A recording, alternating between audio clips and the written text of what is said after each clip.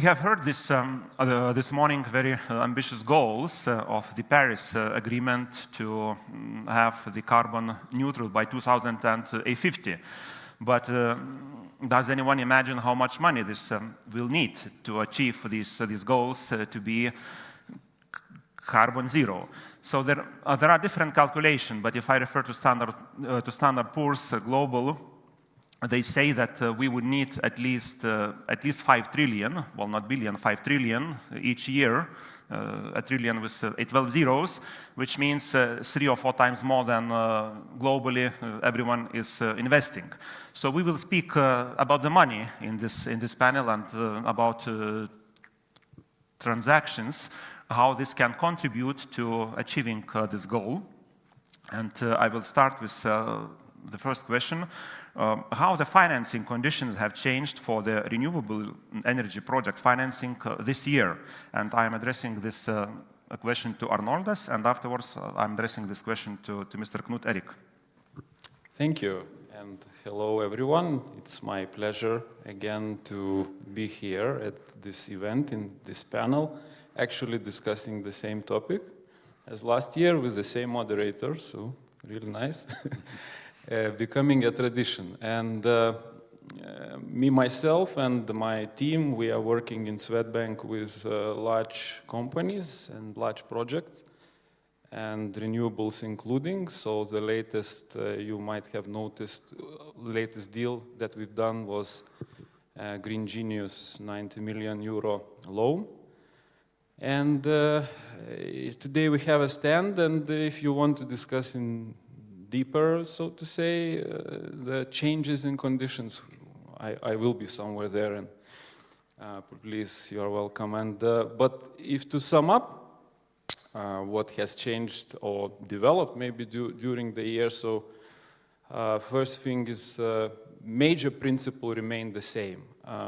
We are financing such projects with long-term loans, which are so-called front-loaded loans, in the sense that we expect that current electricity prices will be higher for a certain period, and half of excess cash flow, part of excess cash flow, would be directed to prepay the loan.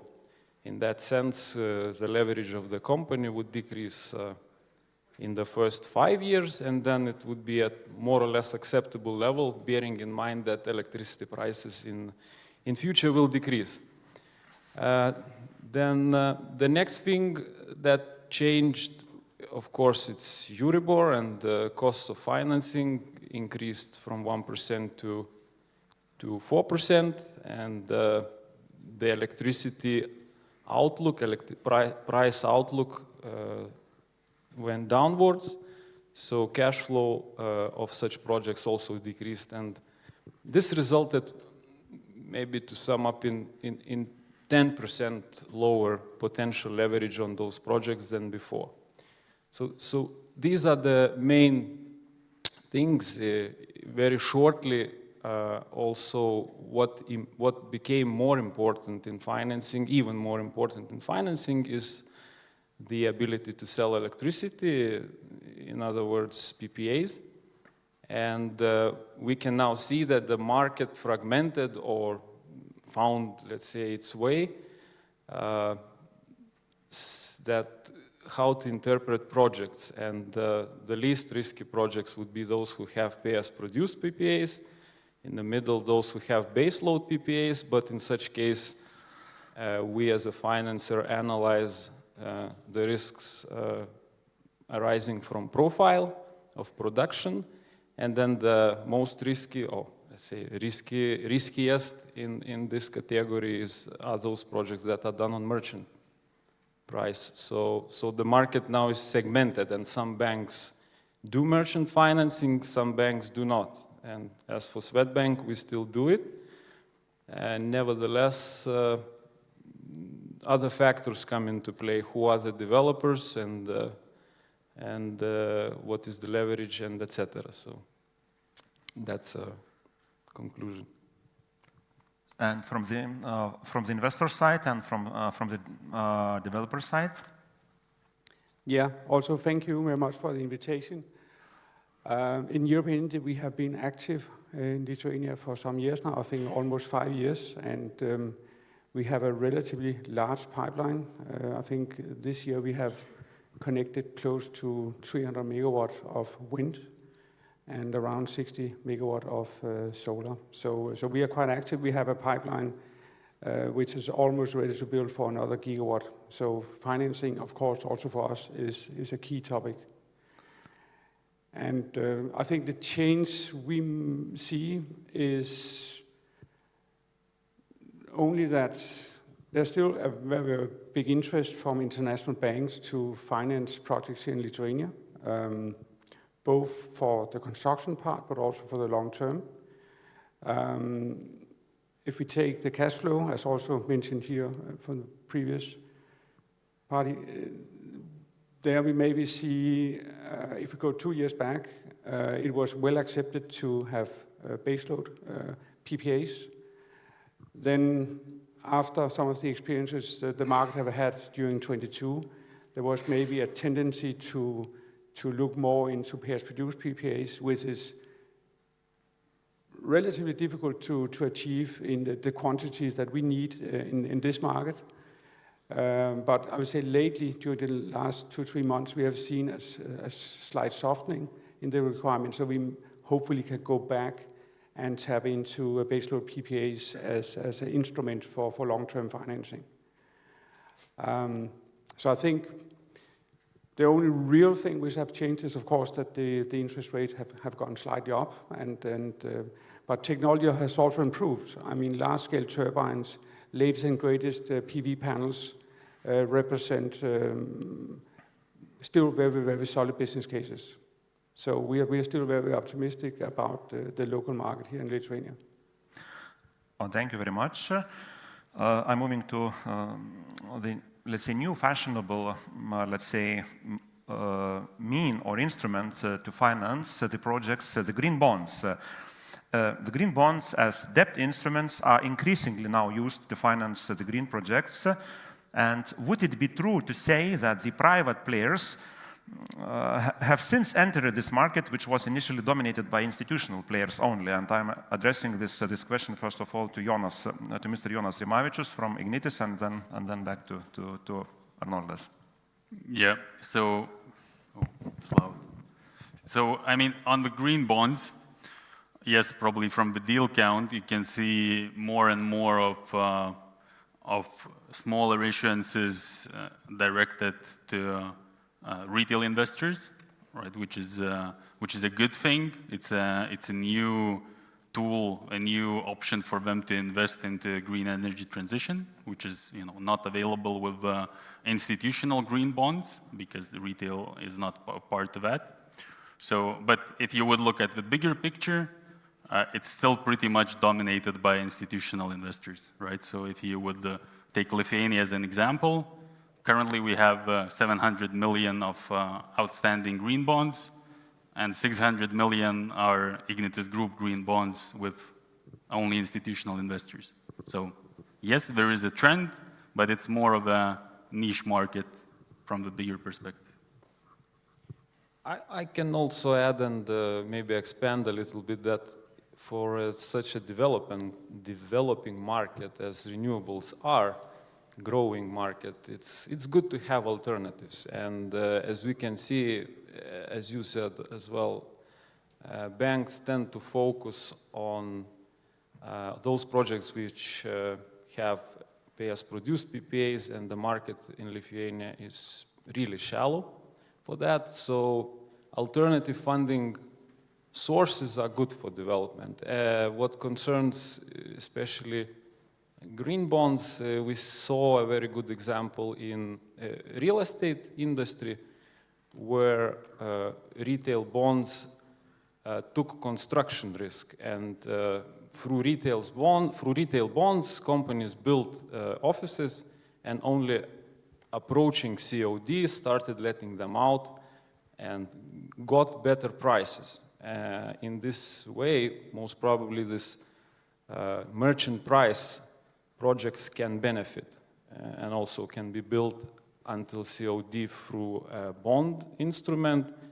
And when approaching COD at better conditions could enter the PPA market and then be refinanced by the banks? Oh, thank you. I have heard already several times mentioned long-term PPAs to get the project financing. So I would like to ask which types of the projects can count for long-term PPAs? What questions must be asked before signing such long-term PPAs, if it is possible to get them at all in the market? And I am asking, first of all, Mr. Tadas Navickas from Stanley, and we'll ask also Jonas from Ignitis to respond and to comment. Yeah, good question. To be very direct, we as Stanley currently don't have a good long-term PPAs. Not one sizable, so to say, existing, and not one sizable in the making. But that also could be due to our position as a young company, just actually building the assets and not producing that much of energy. And obviously there is a situation which we mentioned that this is new practice. Market is pretty shallow. Projects, when you enter them, especially wind projects, they're long, 3-4 years. And market volatility, look what was the situation in 22 and what is now. So, you know, who wants to take the commitment today for something starting in 3 years and continuing for 10 next years? So it's obvious that we need to look for other solutions, because fundamentally, we have this discussion now and then around the coffee table that if we believe that the future of electricity is green energy, and if banks and other financiers say, look, we need basically a very high level of income security, which basically means PPA. So that means if all energy is green and it all has to be financed, all has to be fixed. So does it mean that we close the power exchange and just have some kind of new system? So obviously that doesn't work. So there is one of two things will happen. Either different forms of state support or guarantees should come back into place, which would be the easy way, but I'm not a big fan.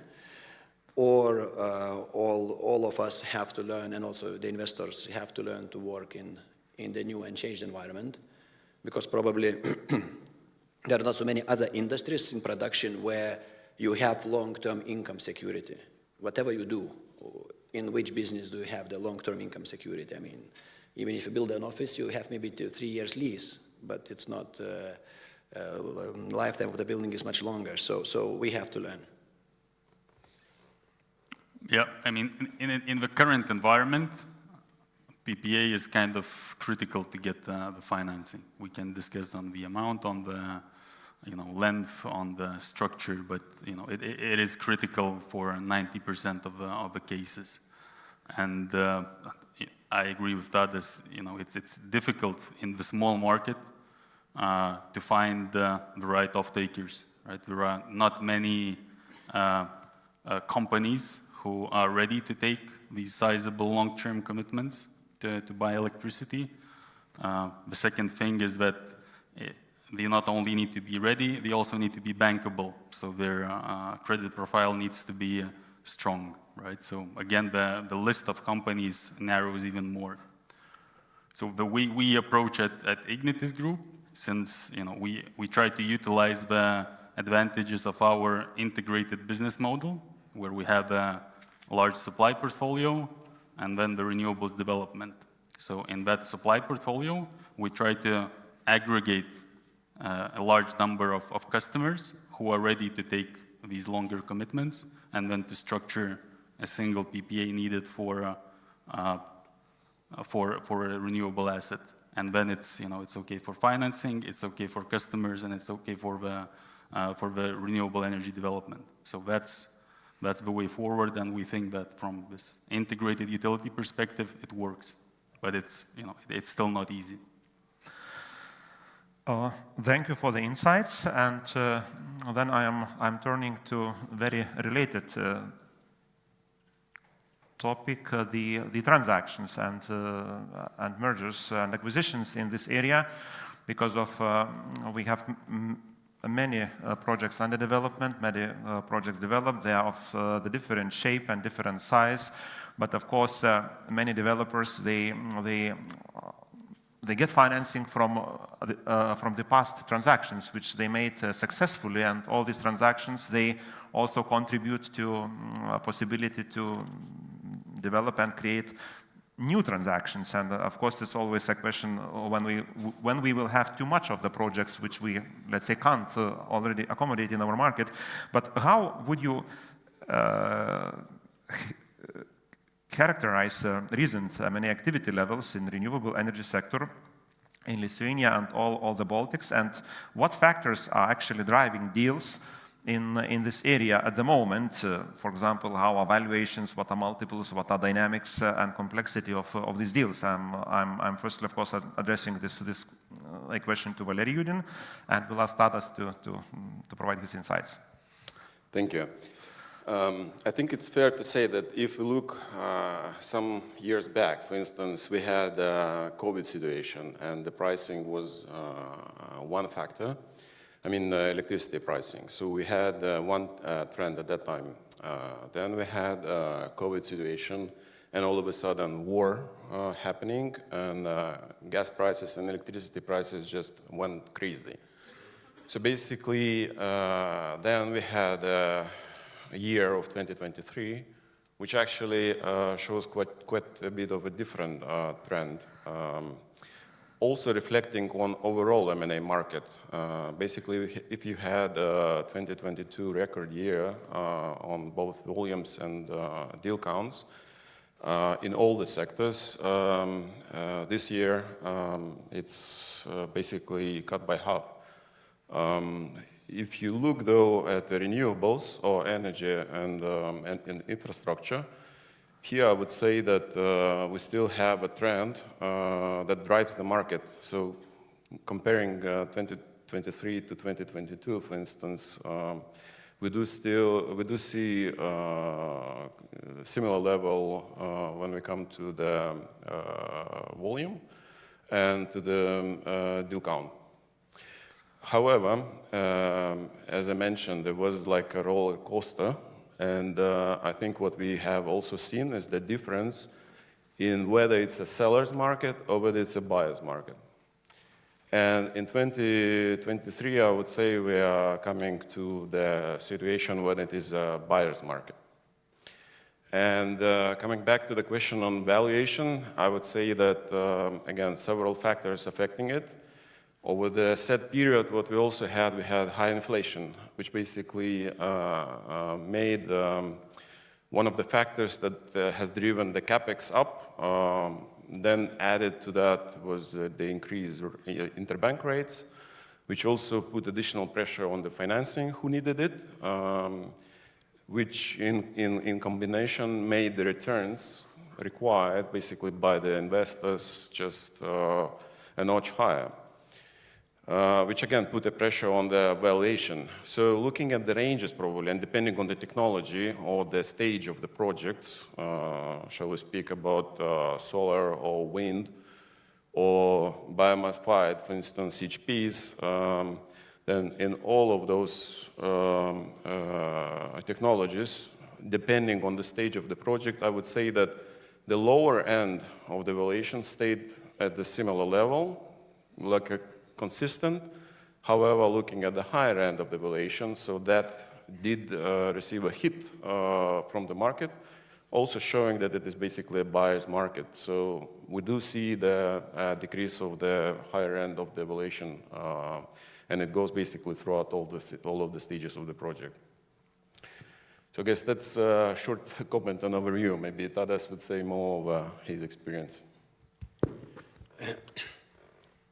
In previous session, CEO of Ignitis had a very right, I think, insight about how the renewable market changed in principle. So it was constrained by the fact, initially by the state subsidies, and it was severely restricted by the ability to develop. And also it was restricted technologically because PV parks or PV business as such basically was non-existent in the Baltics, not Poland, but the Baltics. And then what happened, following the renewable or energy strategies in all of the Baltic states with high ambitions, changes legislation, this, that, high prices. So we're facing this enormous mountain of projects and protocols and whatnot. Everybody was developing solar 12 months ago. Everybody. And that's very, very pronounced in Lithuania, but also we see somewhat similar situations especially in Latvia, let's say, especially in PV. So many of these people are developers. They obviously don't have the capacity nor any other capabilities to finalize these projects. Market fundamentals changed quite dramatically, as it was discussed by numerous parties, including geopolitical situation is not getting much better. So yes, my tide is turning. It is becoming the seller's market. I believe it's a good time for the long-term solid investors to do the business, because I think last year it wasn't. You pay crazy money and then you're stuck with the project for the lifetime of it, and the returns are what they are, So you have to be careful on that. So I very much agree with Valerij that market is changing. And another interesting trend, which we do it ourselves, transactions like that. So there was very rapid growth of number of projects in all of the countries. And now it's time for consolidation, meaning, you can optimize. You have three developers developing in three locations, between each other. So you can actually straighten the projects, combine, change, swap, make them more efficient, use the same connection points. So there is also a lot of opportunities in making the projects more feasible and more attractive, technically, financially, and in other means. So basically, market has to go in order. Yes. Anyone from the panel would like to reflect on this topic? I think just to add that what we see from Swedish experience is that most probably they are several years ahead with the development, and in Lithuania or in Baltics, most of the transactions now concentrate in this ready-to-build stage, RTB stage, while Scandinavians, they are approaching COD, and more projects there are launched, and this activity is really high, meaning that once the projects are launched, different kind of money comes. Which can pay a little bit, which can have a little bit less expectations towards return, and then the market picks up. So would it be true to say that M&A market for these projects still is vibrant, or it is not, because we have seen many projects on the development? Maybe you can name some high-profile deals, for example, in the sector, which would be good examples confirming this, or what do these deals, let's say, tell about us? Valerij? I think, yes, the market is quite vibrant, and it's, I would call it even roller coaster, basically, because it just goes up and down in terms of what assumptions you need to make and what expectation you have to address. And what Tadas mentioned, I mean, even in terms of the inputs, the models, I mean, they are changing quite rapidly. So coming back to the examples, I would say that we have over like maybe even 2 years, I would say, several active players within the renewable sector that do both acquiring the deals and then also selling the projects.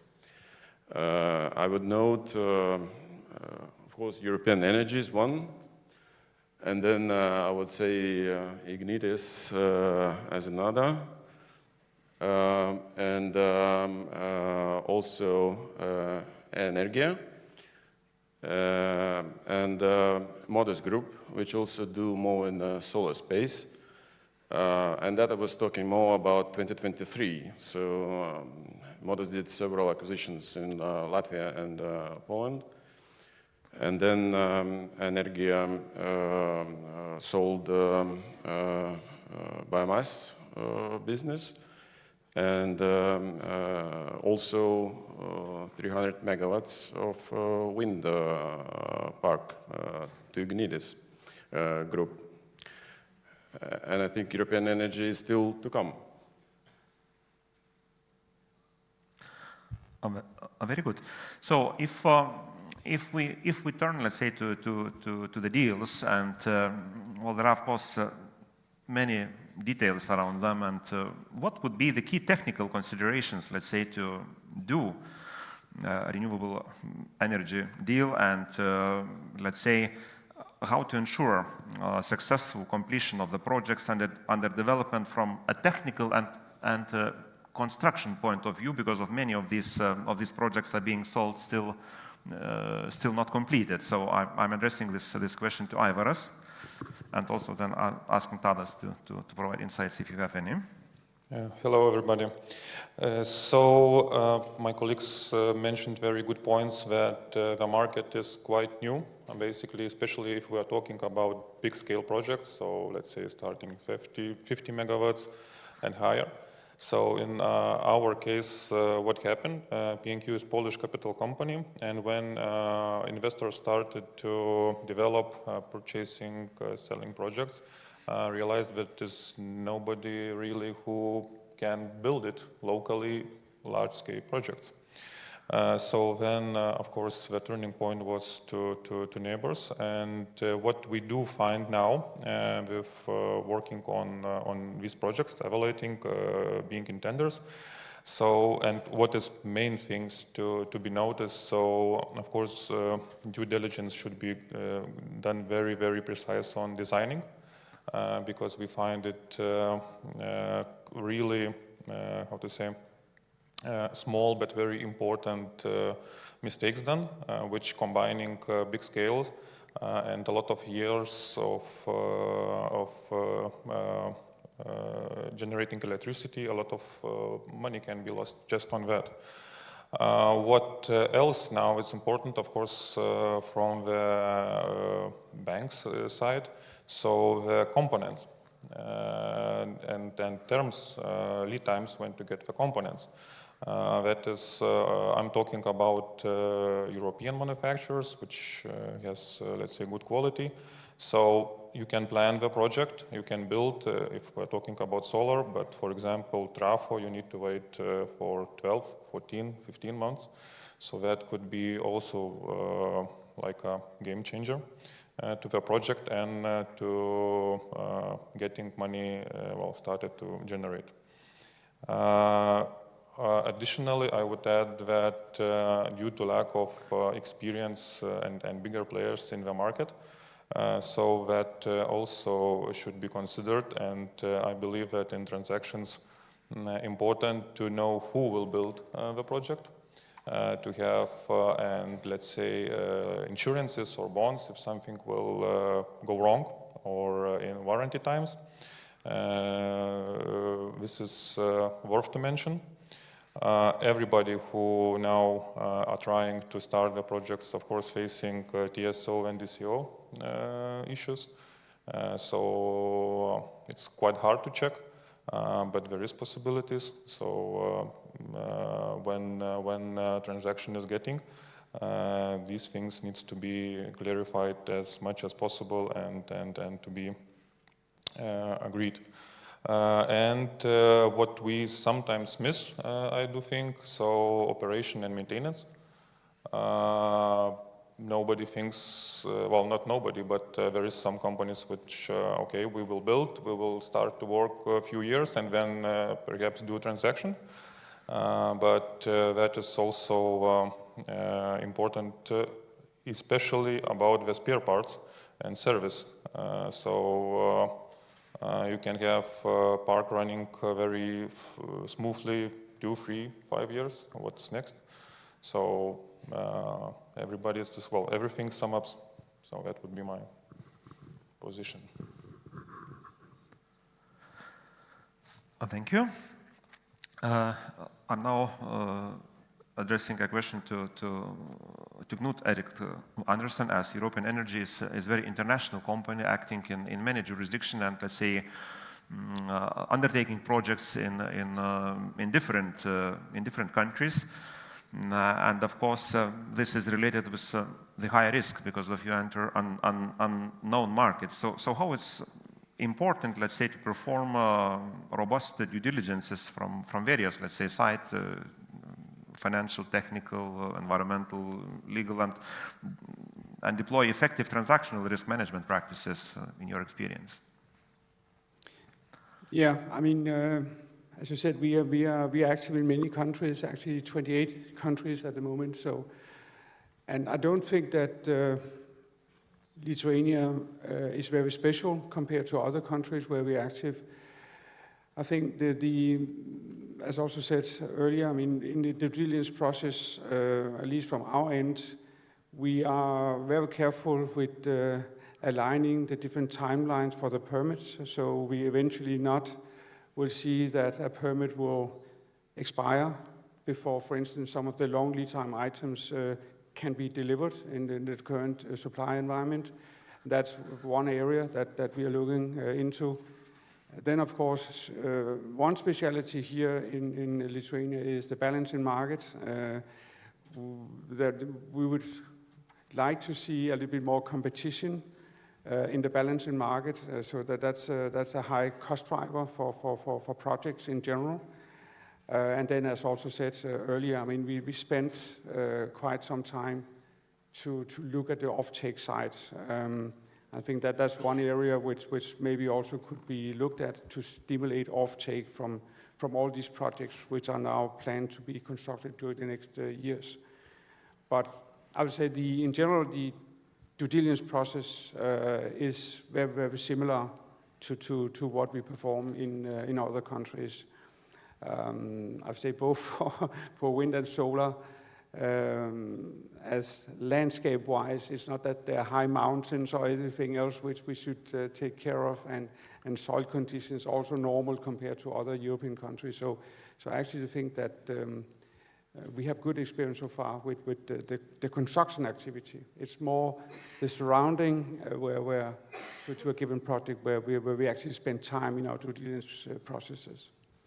Can I add here? Of course. Okay. So from recent transactions, just wanted to share some experience that even though it might seem not important, but from legal perspective, it would be good that before entering an M&A transaction, you would analyze the rent agreements for the land, because now with the expansion of solar projects, we frequently see projects that have like 10 or more rental agreements, and it's important what termination conditions there are. Preferably only non-payment, no other peculiar termination conditions, and then it's important that there would be a possibility for the lender to step in case of non-performance, meaning that the bank could pay instead of the company that is developing the project. So, you know, we wouldn't see a situation where someone says that take your solar panels and bring them to your garage. That's very good comment, let's say, to make the project bankable, and before entering into these contracts to speak to the bank or your financier. A related question to this would be about the obstacles, because of, well, we know Sunly is developing many projects abroad as well in different jurisdictions, and for example, speaking about the Baltics, are there any obstacles for investments in this area, like, I don't know, certain difficult permitting procedures which could be improved, FDI controls, of course, merger clearances, regulation, of course, connection to the grid. Now we see many disputes, for example, and so on. I'm asking Tadas, first of all, of course. Yeah, so there are two ways maybe to answer that. One way you can say that, and we used to do that for many, many years, that you go on stage and for 25 minutes you talk about obstacles and problems. And as in any larger undertaking, there are obviously problems, obstacles, and challenges, but at the same time, again, we just saw a couple of presentations which don't say that we have 3 projects in Lithuania with total capacity of 200 megawatts, but they say we have 50 projects or 100 projects with 10,000 megawatts. So that says that overall the climate is better. The projects are a bit more easier to develop, and I think that's the good reason to celebrate. It doesn't mean that there are no areas where it could be made easier, more efficient, cheaper, whatnot, obviously.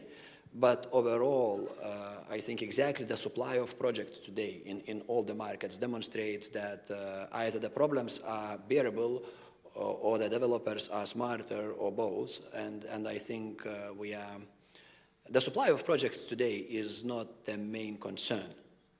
Today, maybe it was just a year ago, but today it's not the main concern. The challenges are different. It's investment security, income, whatnot. So the main challenge will be not even the hydrogen.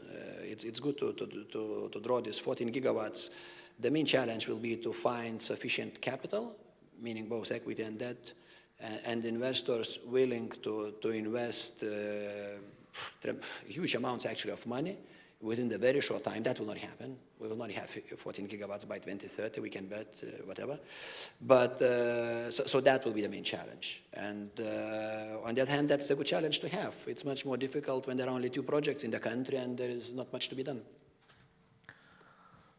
Maybe Aivaras, you would like to comment on this as well? Basically, yes, what we have now, it's a lot of projects are upcoming, and but it's not in a hurry as it was to be. Everybody's checking much detailed, calculating much detailed, and it feels like know-how. It's, I mean, for the wider range of investors, also including all the, let's say, supporting companies. It's getting much more professional. So I think that the future is, let's say, quite bright. Also looking at what was presented just with other colleagues. So I think that we will learn how to avoid mistakes and have better deals. Maybe just a small remark. I got carried away and maybe I just concentrated too much on Lithuania. If we look at the other countries, I think Lithuania in that respect is maybe in the best situation. Of course, PV is abundant almost everywhere. But if you talk about wind, so Poland is just opening or starting to open with the change of the restrictive regulations. So let's see how Polish market will open to wind, to onshore wind, I mean. And I think Latvia and Estonia is still, I would say, quite much behind quite much could be also 1 year only, but quite much behind in supply of wind projects at advanced stages. That's at least my perception, but I don't know. Maybe other colleagues have different view. So for once, we can say that we're doing quite well in certain areas. Well, thank you very much. The last question I have, which I'm addressing to all panel members to comment one after another. If you have had a magic wand of Harry Potter, what would you change in the governmental policies of the Baltic states to increase the renewables project development and also consequently M&A activities and foreign investment attractiveness? I'm asking first of all Jonas and asking everyone to 1 or 2 sentences. What can be changed? Yeah, so I mean it was mentioned multiple times through other discussions, but it's flexibility and grids, right? Those are 2 things where the government needs to find a way to push it forward, right? P2X, batteries, interconnectors. If that is going to happen, we will see those plans, which we see in being on the renewable side, being achieved. If not, they will not happen.